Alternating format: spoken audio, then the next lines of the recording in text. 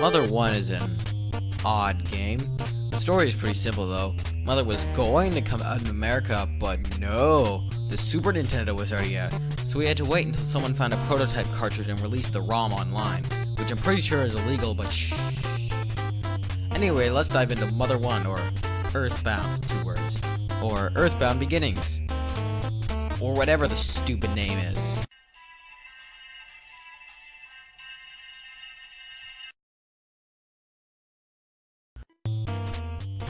Years and years ago, an old couple named George and Maria disappeared without a trace. George later reappeared and began extensive research on unknown subjects. Then we're introduced to our protagonist, Ninten. Ninten is, well, he's a boy with psychic powers. What more do you want? He doesn't really have any tragic backstory. His parents kind of just send him out after saying, "Good luck!" Oh, by the way, I might reference Earthbound a few times, but I'm only a few hours into the game, so forgive me if I get something wrong. You eventually find that your main goal is to gather the 8 melodies, but you have to complete like 95% of the game to find this out. Thankfully, I was using a guide because this game is so stupid obscure with what you're supposed to do. And I didn't have to painfully travel around the world to do simple things like listening to birds sing. No, you don't get melodies by killing giant ants or mondo moles. For a huge chunk of the game, you get melodies from reading zoo signs, your sister's doll, going into the middle of the desert, and many other equally boring things. Heck, I could get some of these melodies easily. Just give me a tank or something. And not only that, some of these melodies are so stupid convoluted to get. For example, the bird one I mentioned earlier. In order to get that, you have to first go to the only department store with a pet shop. Take the canary to this area, walk behind this, whatever this is, that has a hole behind it, and talk to this specific bird, and get the melody. Sure, the melodies get better after a while, but that doesn't make up for how boring the first part of the game is. But then after a little bit, you get to Magicant, and it's so cool. The game finally picks up again. The people are unique and mysterious, they say kind of funny things, and then eventually you meet the Queen of Magicant, who tells you that everyone here is your friend, which means free lodgings. My favorite part has to be this old man in this cave. He tells you that he's been neglected and left alone for years. So when he asks you if you're going to ignore him, you actually need to say yes, because then you will completely ignore him and he won't be there at all. I don't know why, but that blew my mind at first. And can we talk about the aforementioned cave?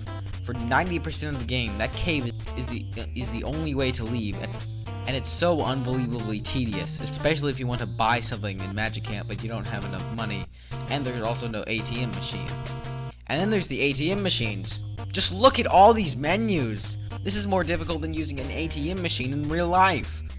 All the menus in this game are so unbelievably clunky. You can't just press a button and a present is opened. You have to open the menu and check it. Back to the cave, it isn't even the worst dungeon. The worst ones are the factories. Everything looks the same. They're gigantic, and it doesn't help when there are one-step random encounters and only 8 item slots. 8! Now would be a good time to bring up the battle system, I guess. The battle system is, well, it's average. You have your standard fight, item, and run option. I swear run never works when it should. But then there's a PSI, it's basically magic, and auto fight. Don't do that one. I only have a few nitpicks with this system. First of all, I should bring up the fact that this game is stupid difficult. And it doesn't help that if an enemy has already been killed, your team will still try to attack it. Also, the PSI menus are stupid. Anyway, thankfully after the first factory, you get your first party member. There are 4 total characters. The first one is Lloyd. He's basically the nerd character who doesn't really do anything that makes him stand out in battle. Sure, he can use bottle rockets, but those do what? 20 damage? And then there's Anna. She can use very powerful offensive PI. She learns them like a beast, too. All we really get from her is that her mom was abducted or something. And last, Teddy. Teddy is a gang leader whose parents were both murdered. That's a bit of a change of pace, huh? He's also super strong. Lloyd and Teddy are the only characters that I actually somewhat like, because Anna and Ninten are just, I don't know, they're like cardboard. But here's the kicker. With the exception of Teddy, whenever you get a new party member, they start out at level 1. So you have to go to Magicant, grind for about an hour, and then actually continue with the rest of the game. It's absolutely thrilling. The rest of the game is a lot less boring at this point. You get to places like Youngtown and LA, and they are way more interesting than Podunk.